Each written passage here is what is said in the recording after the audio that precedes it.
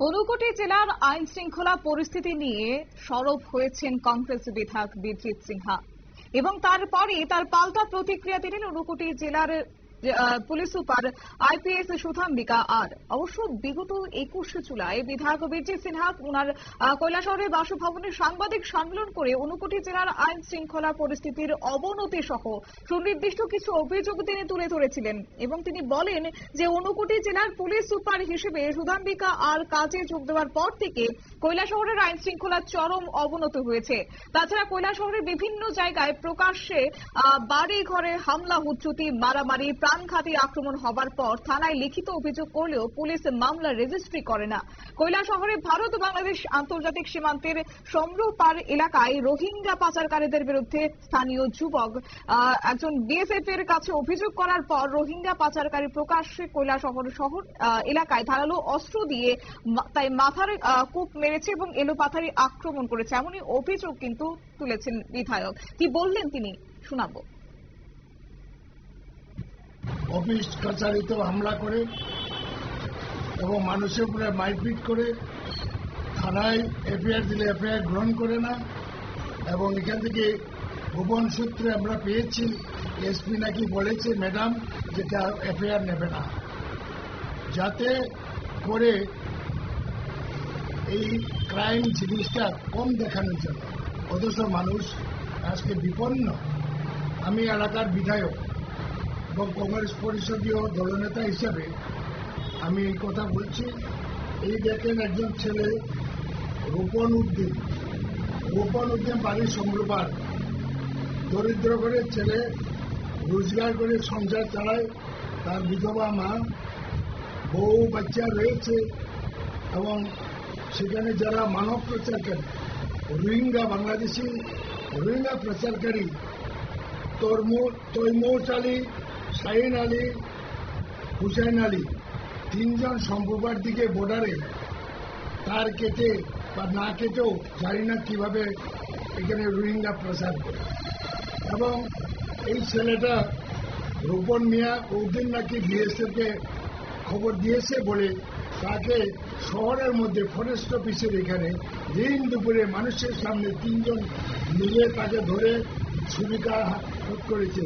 প্রচুর আঘাত তার মাথার মধ্যে, প্রচুর ছিলাই এবং তার বিধবা মা, তার শ্বশুর থানাতে গেছে, এফআইআর করেছে, এফআইআর কোনো।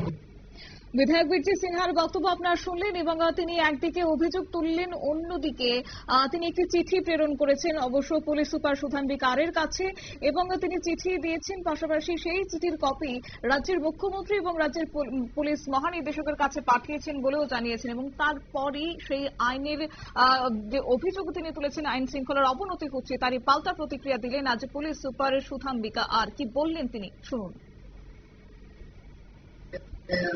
यहाँ पे हमारा बीट पुलिसिंग और नाइट पेट्रोलिंग चल रही है कंटिन्यूसली। इसकी वजह से चोरियां कम हुई हैं। कुछ एक दो इंसिडेंट हुए हैं हर्ट एंड असॉल्ट के, उसकी तुरंत हमने एफआईआर किया है और उसका इन्वेस्टिगेशन स्टार्ट किया है। और ड्रग्स के बारे में हमने बहुत कुछ एक्शन प्लान बनाया। इसका हमने दो भाग में इसको बांटा है। एक है अवेयरनेस स्प्रेड करने का और दूसरा हमने कंटिन्यूस रेड्स करने के लिए स्पेशल रेड्स भी हमने प्लान किया है और आने वाले दिनों में भी हम लोग ये रेड्स करते रहेंगे। और चाइल्ड मैरिज के लिए भी हम लोगों ने जो पंचायत है, ग्राम पंचायत, स्कूल्स वगैरह में जाके हम लोग प्रयास मीटिंग कंटिन्यूसली कर रहे हैं। हाँ, अब्दुल मनन जी ने जो कंप्लेन दिया था उसका एफआईआर भी हुआ है। बाकी जो लोगों ने भी दिया है उनका भी, सभी लोगों का एफआईआर हुआ है।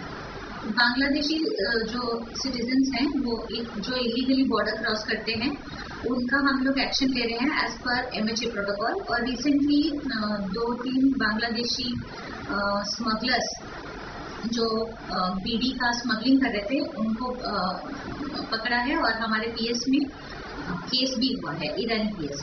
कुछ केसेस हुए थे जो इंस्टेंसेस जैसे कि वक्फ बोर्ड के टाइम पे प्रोटेस्ट हुआ था तो ये थोड़ा रॉयट्स हुआ था, तो हमारे पुलिस कर्मियों को भी इसमें बहुत ज्यादा लाठीचार्ज करना पड़ा और इसमें उन्होंने भी मारपीट में उनको भी चोट लगी।